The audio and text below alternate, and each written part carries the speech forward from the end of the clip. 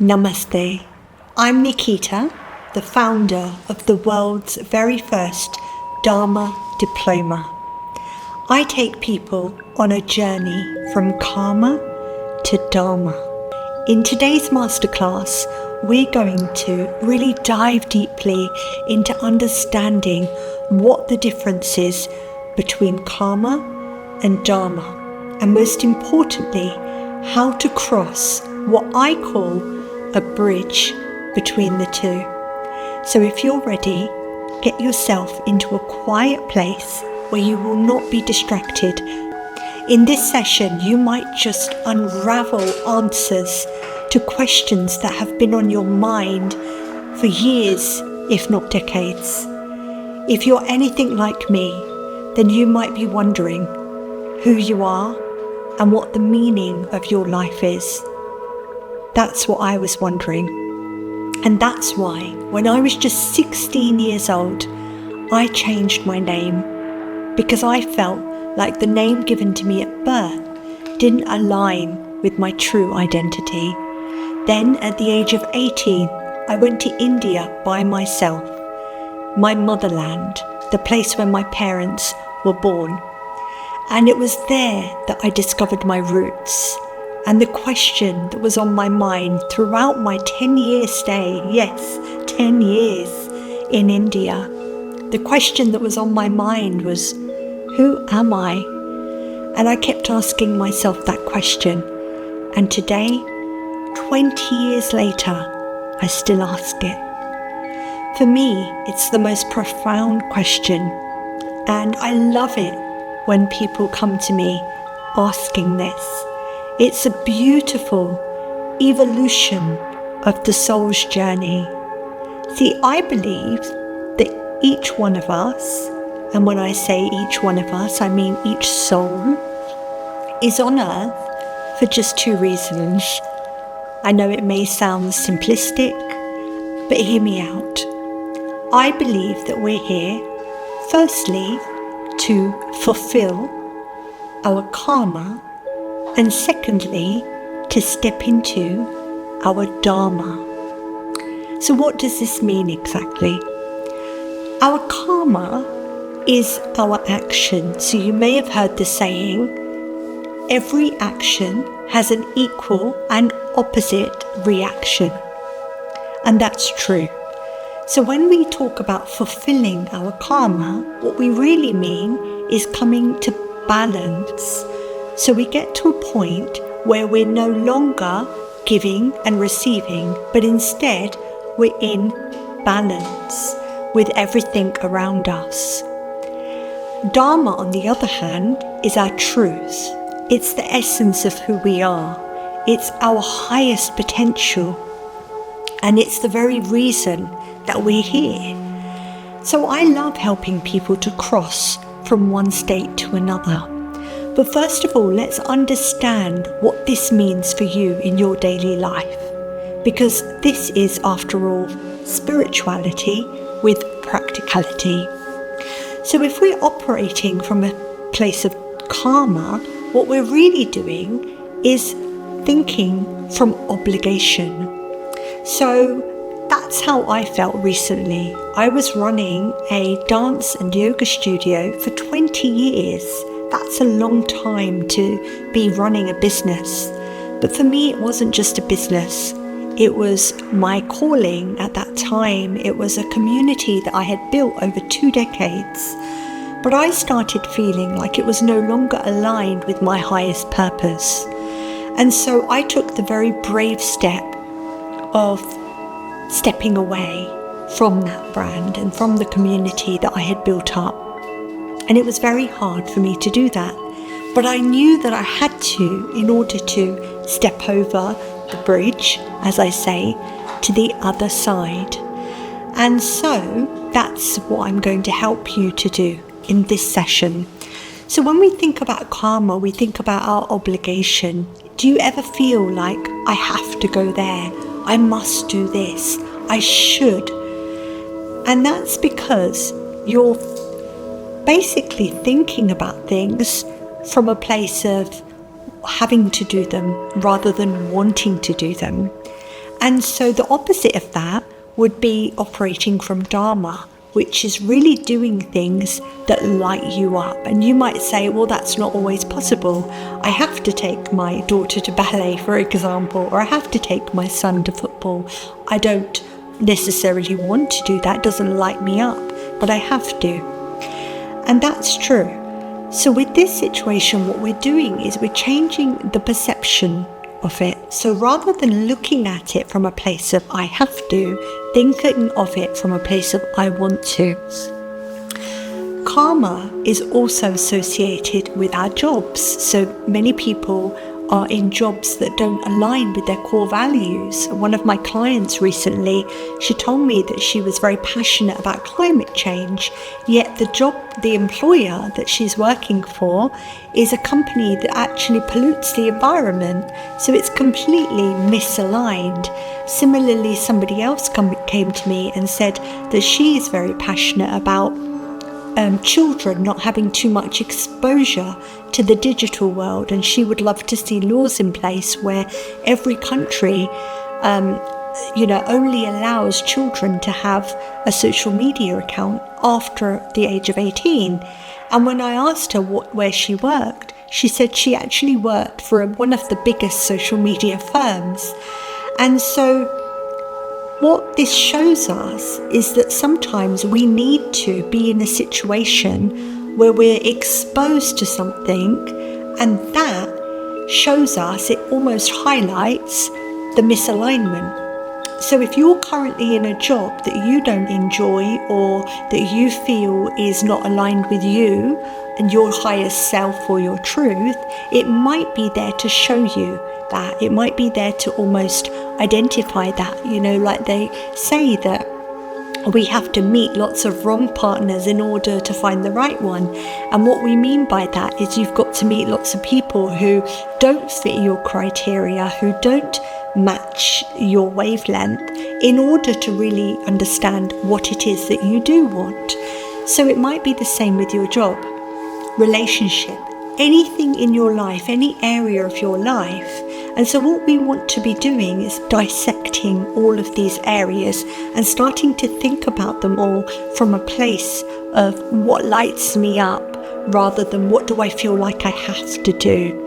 If you feel like you're waking up with this feeling of dread, uncertainty, anxiety, it's because one or more areas in your life is not aligned with your truth. It's because something is pulling you, but you're not necessarily following it. Perhaps you don't know what it is, or you do know what it is and you're not taking that brave step.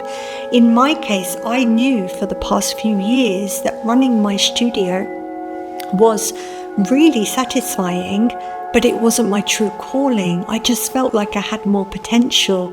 I knew that there was more in me, and I kept trying to ignore that feeling, but it was niggling away. It was my inner voice, my intuition telling me, you're meant for something more. You're supposed to be doing something that's on a different path. And then my limiting beliefs would kick in and say, no, but I've trained as a dancer and as a yoga teacher, and I must do this. And I have a commitment to the people that I serve and to the community that I've built up. And so I went through this real battle. The battle of the mind. We often say lower self and higher self. So the lower self is the logical, the analytical, the rational part of the mind, and yet the higher self is the intuitive, the wise part of the mind. And these two parts are constantly at war with one another, and each one wants their voice to be heard.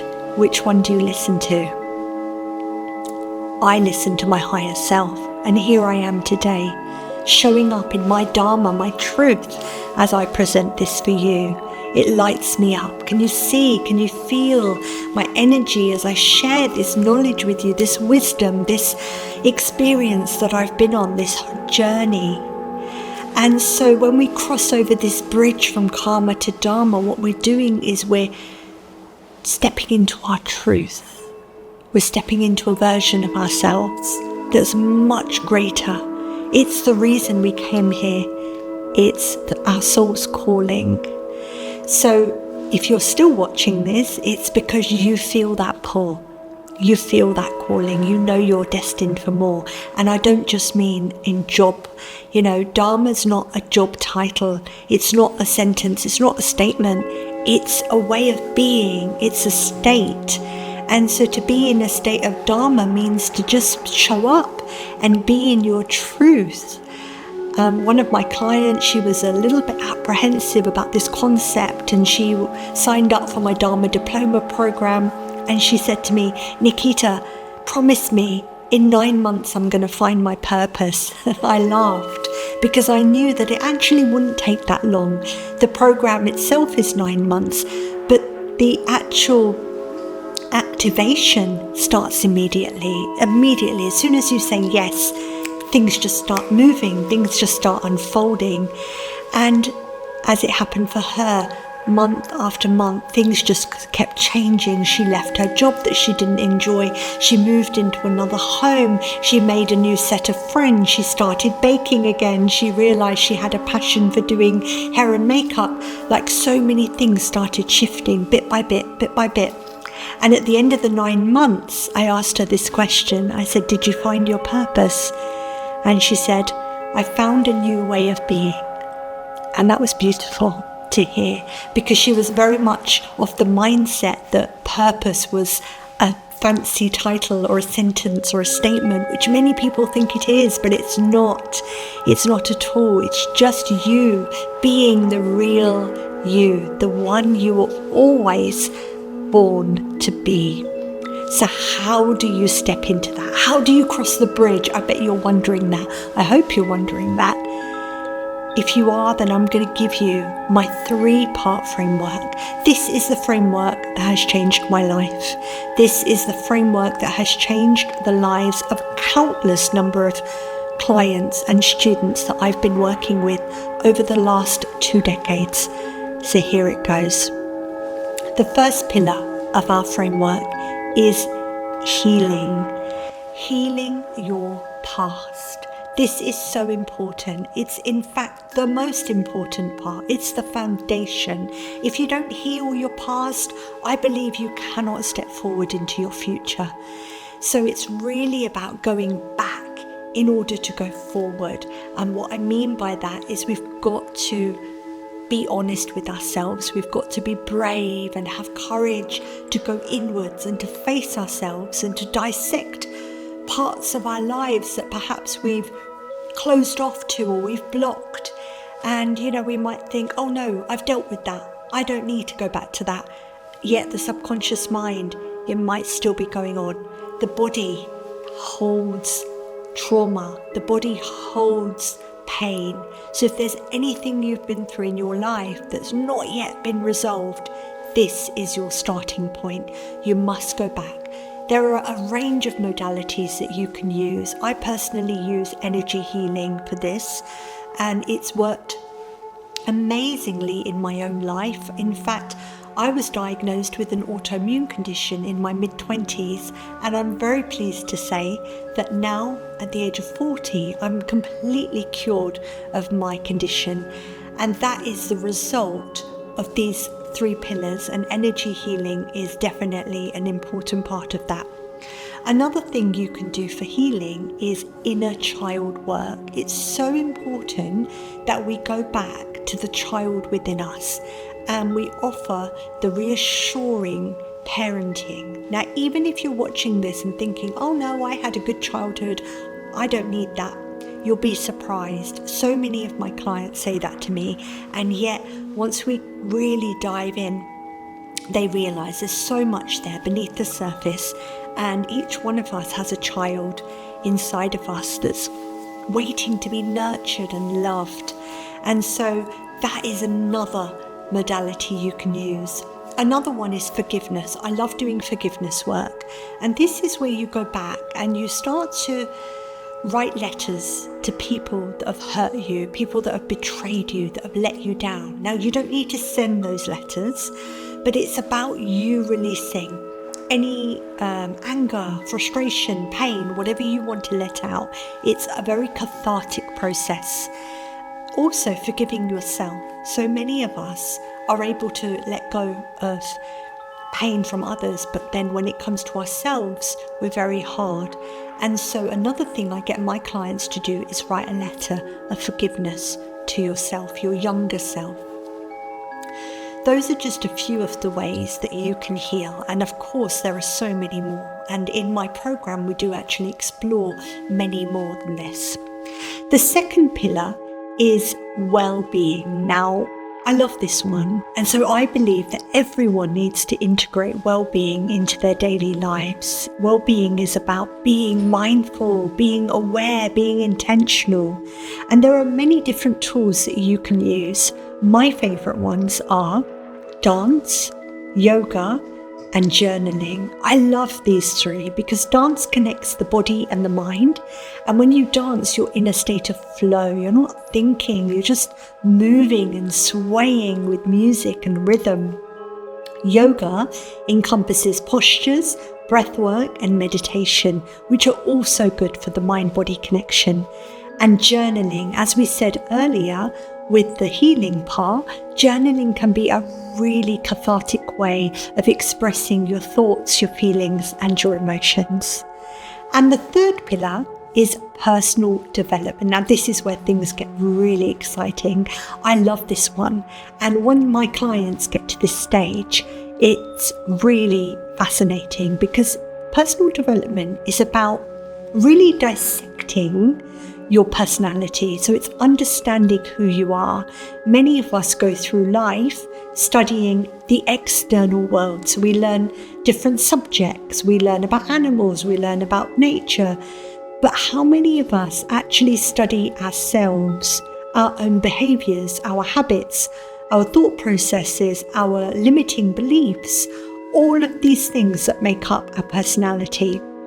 And so what I love doing with people is really understanding, brainstorming, pulling apart everything that they are, and also thinking about how their experiences have shaped them.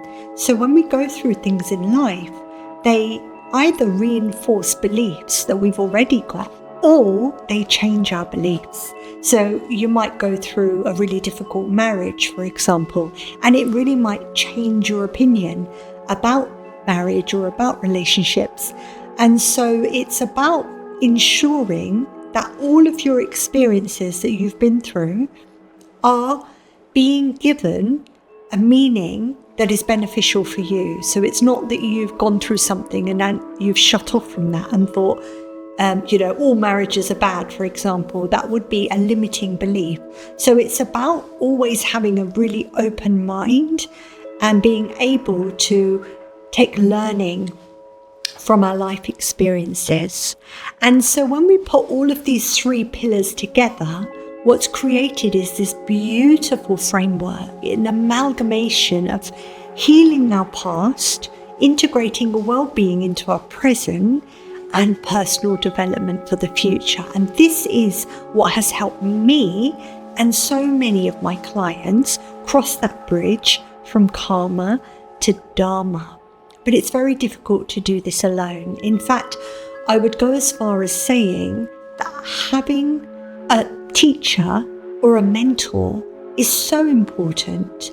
In fact, imagine going to school without a teacher. It's the same going through life without a mentor. So having somebody who's walked the path, someone who doesn't just read from textbooks, but somebody that actually imparts from their lived experiences. And that's what I do in my role as a teacher, a mentor, and a coach. My Dharma Diploma program is not for everyone. It's for those who are ready to know who they are, ready to know what they're here for, ready to take those next steps, to be out of their comfort zone, to step into a life that they were destined to live. If you're watching this now, it could be that you are feeling that pull. You know you've got potential. You know you're meant for more. You just don't know what yet. And that's a really exciting place to be. In fact, I know it feels scary because I've been through it myself. But it's actually really exciting because then when you look at your future, what you see in front of you is a blank canvas. And it's from that canvas that we can redesign whatever it is that we want to. But when we redesign our Dharma, what we're doing is operating from a place of truth rather than obligation, which is karma. If this inspires you and you want to dive deeper, then consider my 9-month Dharma Diploma program. The reason it's 9 months is because that's how long it takes to birth. And what are we birthing? A new identity, a new version of ourselves. And this is a beautiful process to go through. In fact, one of my clients, she was a little bit skeptical when she joined the program.